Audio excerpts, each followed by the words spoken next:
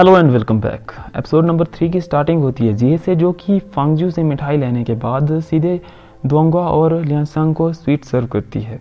लियांसांग पहले मिठाई को टेस्ट करता है। सोरोलेस फ्लावर के असर से उसे अपनी प्रेमिका का इल्यूजन दिखाई देने लगता है और इसी वजह से वो शीमिंग को किस करने ही वाला था, लेकिन शीमिंग उसे जगा देता है। लियांसांग दोंगवा को मिठाई टेस्ट करने को कहता है। मिठाई टेस्ट करने के बाद दोंगवा उससे पूछते हैं कि ये मिठाई किसने बनाई है, तो जिहे सारा क्रेडिट ले लेती है। वो बताती है कि ये मिठाई उसने बनाई है, लेकिन इसका नाम नहीं रखा। दोंगवा इसे सोरोलेस पेस्ट्री का नाम देते हैं। फांगजू जो कि छुपकर उनके रिएक्शन का वेट कर रही थी, ये बात सुनते ही एक्साइटेड हो जाती है और उसकी 9 टेल्स बाहर आ जाती है। शीमिंग उसे देख लेता है। शीमिंग को लगता है कि ये सब उसे फंसाने की साजिश है, इसीलिए वो सभी का ध्यान डाइवर्ट कर देता है। वो दोंगवा के हर कार्य के पीछे छिपे गूढ़ रहस्य की प्रशंसा करता है। शीमिंग कहते हैं कि फिश का टेस्ट कितना भी खराब क्यों ना हो, लेकिन सोरोलेस पेस्ट्री को खाने के बाद हम फिश के स्वाद को भूल जाते हैं और काफ़ी ज़्यादा अच्छा अनुभव करते हैं। ऐसा ही जीवन में भी होता है।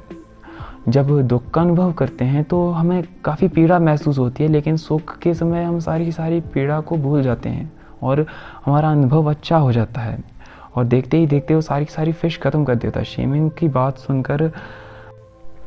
बात सुनकर जिहे दोंगवा की तारीफ़ करने लगती है। मौके का फ़ायदा उठाकर शीमिंग फांगजू के पास चला जाता है, लेकिन लियांसांग उसे देख लेता है। शीमिंग फांगजू को अपने मैजिक से अपने कपड़े में छुपा देता है। लियांसांग के पूछने पर वो बताता है कि उसने यहाँ पर एक फॉक्स को देखा था, इसीलिए उसने सोचा कि थोड़ी मस्ती कर ली जाए, लेकिन वो चली गई। लियांसांग को उसकी बात पर विश्वास नहीं हो रहा था। उसे लगता है कि शीमिंग ने उसे छुपा के रखा है, इसलिए वो उसे चेक करने लगता है। पर दोंगवा यहाँ एक बार फिर फांगजू की जान बचा लेता है और लियांसांग को रोक लेता है। शीमिंग फांगजू को लेकर छुपते छुपाते चांग्यू के पैलेस के बाहर आ जाते हैं। चांग्यू उसे देख लेती है और छुप जाती है। शीमिंग फांगजू को बाहर निकलता है और उसे काफ़ी डांट लगा रहा होता है, क्योंकि आज वो दोनों पकड़े जा सकते थे। इस पर चांग्यू बाहर आ जाती है और फांगजू का सपोर्ट करने लगती है। साथ ही उसे दोंगवा को खुश करने का आइडिया भी देती है। वो शीमिंग से काफ़ी ज़्यादा नाराज़ थी क्योंकि उसने लियांसांग को उसका राज बताया था, लेकिन लियांसांग के बारे में जो बातें वो बता रही थी उसके मुताबिक ऐसा लग रहा था जैसे कि चांग्यू उसे काफ़ी पसंद करती है। वो फांगजू को लियांसांग से दूर रहने की सलाह देती है। सीन शिफ्ट होता है जिहे पर, जो कि इंपीरियल किचन में फांगजू का वेट कर रही थी ताकि सोरोलेस पेस्ट्री को बनाना सीख सके। वो दोंगवा से बार बार तारीफ पाना चाहती थी। फांगजू से पेस्ट्री बनाना तो सिखा देती है, पर जिहे को इसमें फ्लावर को नज़र नहीं आ रहा था। फांगजू से बताती है कि ये बनाने वाले की फीलिंग्स और थॉट्स पर डिपेंड करता है कि पेस्ट्री का कोर और स्वाद कैसा होगा। जिहे जल्दी से पेस्ट्री को लेकर दोंगवा के पास चली जाती है, पर लियांसांग भी उनके साथ बैठा था। दोंगवा लियांसांग को पहले पेस्ट्री टेस्ट करने का ऑफर करता है, पर लियांसांग एक्साइटेड होकर जब पेस्ट्री टेस्ट करता है तो उसे सिर्फ स्वाद वैसा महसूस होता है, इससे कुछ असर नहीं होता। वो पेस्ट्री खाने के बाद भी अकेला महसूस कर रहा था, क्योंकि सोरोलेस पेस्ट्री थी तो इसे खाने के बाद उसका अकेलापन दूर हो जाना चाहिए था, पर ऐसा हुआ नहीं। जिहे को लगता है कि फांगजू ने उसे धोखा दिया है, इसीलिए वो गुस्सा होकर फांगजू के पास चली जाती है। फांगजू से उसे वही बात दोहराती है कि पेस्ट्री का टेस्ट बनाने वाले की फीलिंग्स और थॉट्स पर डिपेंड करता है और सारे के सारे इंग्रेडिएंट्स सेम थे, सिवाय यूशी फ्लावर की रूट्स के, जो कि रीबर्थ सी में खिलता है। और आपको रीबर्थ सी के सेंटर की रूट्स को लाना चाहिए, जो कि काफ़ी ज़्यादा अच्छी होती है, लेकिन फांगजू काफ़ी लेज़ी फील कर रही थी। इसके बावजूद ये उसे रिबर्थ सी में ले जाती है और उसे धक्का देकर सी में गिरा देती है ताकि वो रूट्स कलेक्ट कर सके। फांगजू रूट्स ले आती है, ये रूट्स लेकर उसे सी में अकेला छोड़ देती है। बेचारी फांगजू को अकेले वापस आना पड़ता है, लेकिन अभी भी जिहे का मन भरा नहीं था। वो फांगजू को, जो कि काफ़ी थक चुकी थी, किचन में भेज देती है ताकि फ़िश को पकाया जा सके, लेकिन फांगजू काफ़ी ज़्यादा थक चुकी थी, इसीलिए वो किचन में जाके सो जाती है और दोंगवा को के सपनों में खो जाती है। इतने फ़िश में आग लग जाती है और बेचारी की सारी मेहनत बेकार हो जाती है। अब हमें डीमन लॉर्ड च्यू का सीन दिखाया जाता है, जो कि वॉर चैलेंज लेटर लेकर सेवक को मदर ऑफ ऑल स्टार के पास भेज देता है ताकि दोंगवा को चुनौती दी जा सके। लेकिन जब ये लेटर लेकर दोंगवा के पास जाता है तो दोंगवा उससे कहते हैं कि ये टाइम उसका टी लीव्स को इकट्ठा करने का है, इसलिए उसके पास टाइम नहीं है।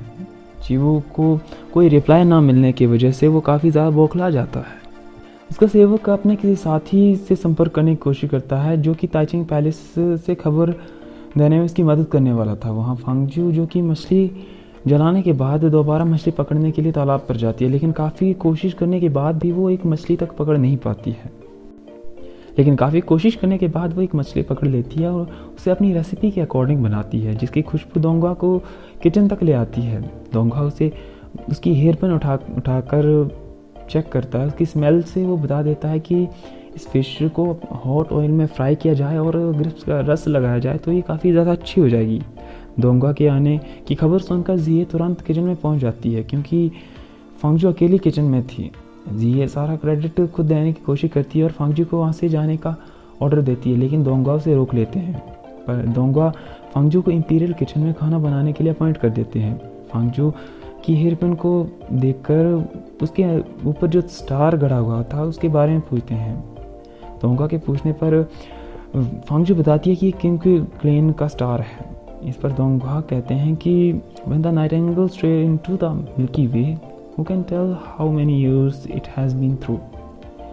दोंगा की इस बात का मतलब तो फांगजू समझ नहीं पाई थी, लेकिन इस बात को बार बार दोहरा रही थी और काफ़ी खुश थी, क्योंकि पहली बार दोंगा ने उसके साथ बात करी थी और ज़ोर से चिल्ला रही थी। दोंगा जो कि रीबर्थ सी की पेंटिंग बना रहा था, उसकी आवाज़ सुनकर कहता है कि क्या जंगली लोमड़ी है, मस्ती में चिल्ला रही है।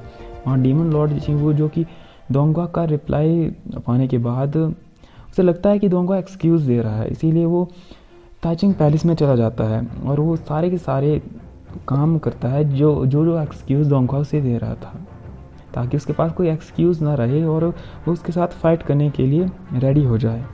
शीमिंग और लिन उसकी इन हरकतों पर काफ़ी ज़्यादा हंस रहे थे, क्योंकि दोंगा ने उसे ट्रिक करा था और पूरे के पूरे पैलेस के सारे काम करवा रहे थे। लेकिन सारे काम ख़त्म होने के बाद जब चिवू दोंगा को फाइट के लिए इनवाइट करता है तो दोंगा कहता है कि मैंने तुमसे कब प्रॉमिस करा कि मैं तुमसे फाइट करूँगा। चिवू काफ़ी ज़्यादा चिढ़ जाता है और कहता है कि तुम्हें मुझसे फाइट करनी ही होगी, लेकिन दोंगा कहता है कि मैं नहीं करूँगा। चिवू उससे फोर्स करने की कोशिश करता है तो दोंगा उसे उठाकर पैलेस के बाहर फेंक देता है और यहीं पे एपिसोड नंबर 3 समाप्त हो जाता है।